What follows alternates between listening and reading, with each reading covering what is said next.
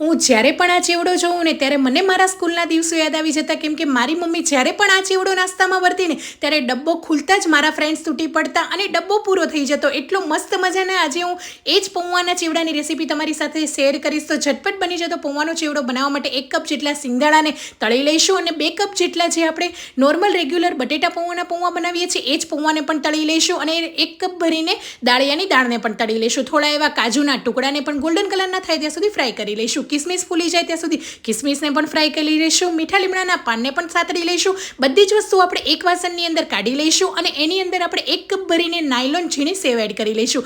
સ્વાદ પ્રમાણે મીઠું કે સંચર પાવડર, 1 ચમચી જેટલો મરી પાવડર અને 1 ચમચી જેટલી દળેલી ખાંડ એડ કરી લઈશું અને બધી વસ્તુને બરાબર મિક્સ કરી લઈશું. તો એકદમ સિમ્પલ રીતે બની જતો મારી મમ્મીની સ્ટાઇલમાં પૌવાનો ચેવડો તૈયાર છે. આ પૌવાનો ચેવડો આપણે ઓડી સ્નેક બેગ પેપરની અંદર ભરીને ક્યાંય પણ ટ્રાવેલિંગમાં લઈ જઈ શકીએ છીએ અને આ ચેવડો એરટાઇટ ડબ્બામાં ભરીને તમે લાંબો સમય સુધી સ્ટોર પણ કરી શકો છો. તો તમે પણ તમારા બાળકોને બનાવીને આપજો. Thank you.